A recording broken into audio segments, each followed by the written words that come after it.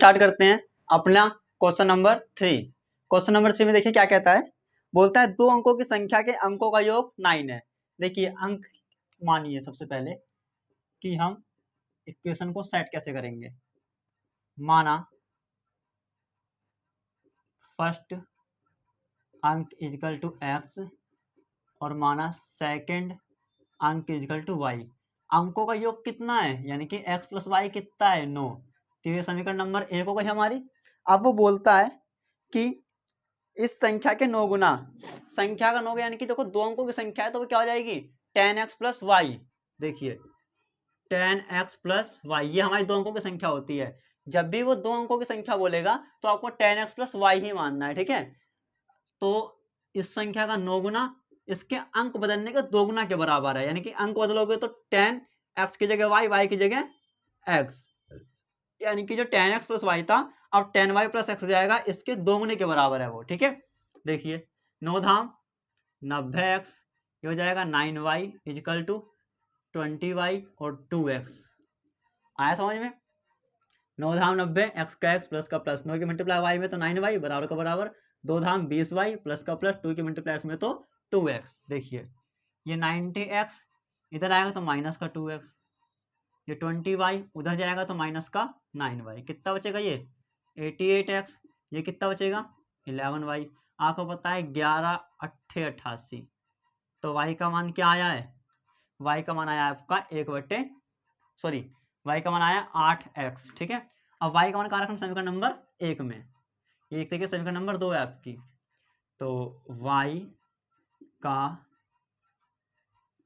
मान समीकरण, या इसको विलोपन विधि से अगर मैं हल करूं तो इसको कैसे सोल्व करेंगे। देखिए समीकरण नंबर, इसको 2 मत मानिए, ये क्या हो जाएगा 8x इजकल टू वाई, तो 8x का 8x, वाई जाएगा तो माइनस का वाई इजकल टू 0, ये बनेगा समीकरण नंबर 2। अब इन दोनों क्या करना है, हमको हल करना है। देखिए x प्लस में y बराबर 9, ये समीकरण नंबर हमारा 1, और 8x माइनस वाई बराबर 0, ये प्लस और माइनस कैंसल, कितना बचा ये 9x, ये भी कितना बचा 9, 9 एकम 9, तो x का मान क्या आ जाएगा आपका 1, ठीक है। यानी कि हमारा x की वैल्यू क्या आ गई 1। अब x की वैल्यू किस में पुट कर दो, समीकरण नंबर 1 में, तो x का मान समीकरण 1 में रखने पर समीकरण number 1 x plus y equal to 9 है, ठीक है। x का मान 1 प्लस में y इजकल टू 9, तो y इजकल टू 9 इधर आया तो माइनस का 1, तो y का मान क्या आ गया 8।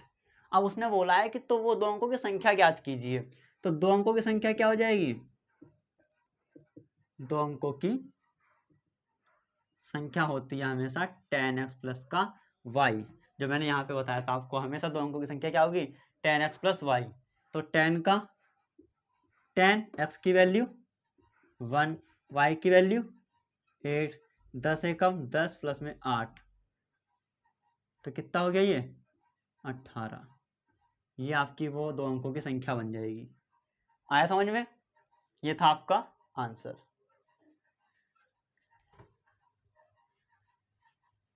आइए स्टार्ट करते हैं अपना इसी क्वेश्चन का चौथा भाग। चौथा भाग देखिए क्या कहता है। मीना कुछ 2000 रुपये निकालने के लिए एक बैंक गई, मतलब कि मीना कहाँ गई, बैंक गई, कितने रुपये निकालने 2000 रुपये निकालने। अब उसने खजांची से 50 रुपये तथा 100 रुपये के नोट देने के लिए कहा, मतलब कि उसको चाहिए सिर्फ 50 के नोट और 100 रुपये का नोट, पर टोटल वो काउंट करके दोनों को ऐड करे तो कितने होने चाहिए 2000 रुपये, क्योंकि वो टोटल कितने रुपये निकालने गई है 2000 रुपये निकालने गई है। अब वो मीना ने कुल 25 नोट प्राप्त किए। कितने नोट प्राप्त किए, कुल 25 नोट। देखो ये कैसे सोल्व किया जाएगा, ये क्वेश्चन नंबर है आपका 4। माना 50 रुपए के नोट जो हैं वो हैंगे x, है ना, और माना जो 100 रुपए के नोट हैं वो हो जाएगा आपका y। तो कुल नोट उसने कितने प्राप्त करे हैं, कुल नोट उसने प्राप्त करे हैं 25, तो ये आपकी समीकरण नंबर 1 हो गई। अब ये कह रहा है कि जो 50 के नोट हैं यानी कि 50x और जो 100 के नोट है यानी कि 100y, टोटल मिला के कितने रुपए लेने गई है वो? 2000 रुपये। आया समझ में? तो हमको ये बताना है 50 के नोट यानी कि x का मान कितना है और 100 के नोट यानी कि y का मान कितना है। 50 के कितने नोट हैं और 100 के नोट कितने, ये निकालना है हमको। ठीक है, तो देखिए अगर मैं इस पूरे समीकरण नंबर 1 में 50 की गुणा कर दूं तो 50 की मल्टीप्लाई x से होगी तो 50x, ये भी 50x है तो x और x तो कैंसिल हो सकता है। 50 की मल्टीप्लाई 100 से x से करो तो क्या हो जाएगा? 50x प्लस 50 की मल्टीप्लाई y से तो 50y, 50 की मल्टीप्लाई 25 से तो क्या हो जाएगा? 25 पंजे 125 यानी कि 1250। ये समीकरण नंबर 1 रहा। समीकरण नंबर 2 उतारो, 50x प्लस में 100y इजकल टू 2000, ये भी माइनस, ये भी माइनस, ये भी माइनस। ठीक है, ये सेम है तो कैंसिल हो जाएगा, पर इसके साथ प्लस और माइनस माइनस। 100y में से 50y गया तो क्या बचेगा? 50y, बड़ी संख्या 100 माइनस की है तो माइनस का 50y। अब ये प्लस माइनस माइनस, 2000 में से 1250 जाएगा तो बचेगा आपका 750 पर माइनस का। ठीक है, minus two minus cancel, 0 two 0 cancel, कितना बचा? 5y equal to 75। 5 के पारे में 75 कितने बार में आएगा? 15 बार में। तो आपको पता लग गया y क्या है? 100 के नोट है तो 100 के नोट की संख्या कितनी है? 100 के नोट कितने आ गए आपके पास? 15। ठीक है, अब देखिए 50 के नोट कितने हैं, मतलब कि y का मान अगर मैं समीकरण नंबर 1 में रख दूं तो 50 के नोट आ जाएंगे। y का मान समीकरण 1 में रखने पर, ठीक है, समीकरण 1 क्या है? x प्लस वाई बराबर 25। तो x प्लस वाई बराबर 25, x का x आपको पता, y का मान 15 तो होगा ये 15 बराबर में 25। x इजिकल टू 25 प्लस का 15 इधर आएगा तो क्या हो जाएगा? माइनस का 15, तो आंसर क्या आ जाएगा? 10। 10 का मतलब क्या हो गया? ये हैगा हमारा 50 रुपए के नोट। तो 50 रुपए के नोट कितने मिलेंगे उसको? 10, तो 50 धाम 500, 500 रुपये तो हो गए 50-50 के। अब 15 नोट मिले उसको 100-100 के, तो 15 धाम 150 यानी कि 1500 कितने हो गए? 100 रुपए के नोट से। तो 500 और 150, सॉरी 1500, 2000 जो उसके पास टोटल रुपए वो निकालने गई थी। ठीक है, ये था हमारा क्वेश्चन नंबर 4। आइए स्टार्ट करते हैं अंतिम सवाल इसका। अंतिम सवाल क्या कहता है ये समझिए। अंतिम सवाल कहता है किराए पर पुस्तकें देने वाले किसी पुस्तकालय का प्रथम 3 दिनों का एक नियत किराया है। मतलब स्टार्टिंग के 3 दिन अगर कोई स्टूडेंट पुस्तक को लेके पढ़ता है तो एक नियत यानी कि फिक्स किराया है। देखिए,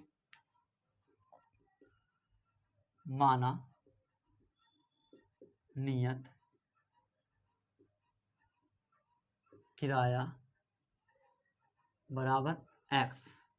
ठीक है, और आगे पढ़ते सवाल को, तथा उसके बाद प्रत्येक अतिरिक्त दिन का अलग किराया लगेगा, यानी कि अतिरिक्त किराया अलग से होगा। तो माना अतिरिक्त किराया बराबर y, ये x रुपये, ये y रुपये। ठीक है, अब देखिए बोलता है सरिता ने 7 दिनों तक एक पुस्तक रखने के लिए 27 रुपये अदा किए। देखिए सरिता ने क्या किया? 7 दिनों तक पुस्तक रखी है, 7 दिनों तक। आपको पता है 3 दिन का तो फिक्स किराया है। फिक्स किराया इनकी नियत किराया क्या है? x, तो 3x। टोटल दिन कितने हैं? 7, तो कितने बचे? 3 दिन तो हो गए नियत किराए में, पर 7 में से 3 दिन नियत किराए में होता, कितने बचे? 4 दिन बचे ना। तो 4 दिन के लिए उसका रहेगा अतिरिक्त किराया। तो उसने टोटल किराया दिया कितना है? टोटल किराया दिया उसने 27 रुपये। ये हो गया समीकरण नंबर 1। आगे बोलता है सुशी ने, अब देखिए सुशी ने एक पुस्तक 5 दिनों के लिए रखी है। ठीक है, कितने दिनों के लिए इसने रखी है? 5 दिनों के लिए। तो 3 दिन तो इसके लिए भी नियत रहेगा, तो 5 दिन में से 3 दिन नियत हो गया, तो कितना अतिरिक्त बचा? 2 दिन। और उसके लिए उसने कितना लिए है? उसने लिए हैं 21 रुपये अदा किए हैं। ठीक है, तो ये समीकरण नंबर 1, समीकरण नंबर 2, इसमें भी क्या है? दोनों सेम है। चलो यहीं पे सोल्व कर देते हैं। ये माइनस, ये माइनस, ये माइनस, प्लस और माइनस माइनस, 3x में 3 जाएगा तो ये कैंसिल हो गया। 4y में से 2y गया तो 2y, 27 में से 21 गया तो 6, ये कट जाएगा कितनी बार में, 3 बार में। तो अतिरिक्त किराया कितना आया, 3 रुपये।